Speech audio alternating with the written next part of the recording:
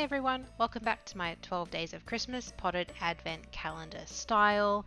Today is day number 8. So if you haven't watched the previous days, head back over to my playlist. You can watch days 1 through 7 and see what I have created so far. But let's see what is behind door number 8 today. Each door has a QR code which is scanned to link to a YouTube tutorial video. Now yesterday, Day 7 brought me to Day 5, and it looks like today the Day 8 QR code has also brought me to Day 5. Bit of a technical error there, I think, on their end. So let's navigate down to Day 8 and see what it is. Okay, cute. It is a little holly wreath. So I haven't started making this one before, so this is the first step, which will be making it out of the clay. So I used the potted super clay. You'll remember from my previous video with the gingerbread house, I actually had to go buy more clay to make it because I didn't have enough left. So I used what I had left to make this, which was enough. I've rolled it out and there are two little stencils, the wreath and a ribbon. Now I decided to use my own personal craft knife to cut out the shape because it was a little bit more intricate, and the calendar comes with this really thick wooden knife to cut around the stencils, which I felt was probably not fine enough to be able to do this really well, particularly with the bow. It has, it's quite small and it has lots of curves, so I think I needed to use a smaller knife to get a good trace around all of the bits.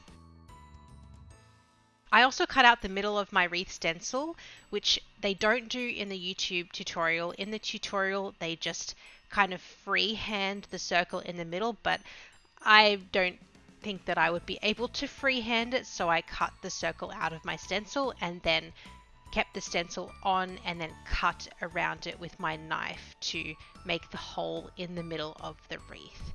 And I think this was a better way of doing it. If you're like me and you want things to be perfect, this is probably how you're going to get it.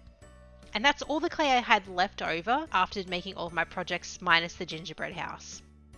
Now I'm just smoothing around the edges with my fingers to start with to just get like a nice clean finish, and then going over it again with a brush and some water just to make it nice and smooth. Then you have to attach the bow to the wreath. So scoring the underside of the bow and the top of the wreath where it's gonna go, and then adding just a little bit of water to it to make it stick and popping it on just nice and gently. And the final step with this is to make a little hole in the top of the wreath. I assume this is for a ribbon or something so that it can hang as an ornament. So they just recommend to get a paintbrush and then dig the tip into the clay and squiggle it around to make the little circle, and there you have it. So that's it for today.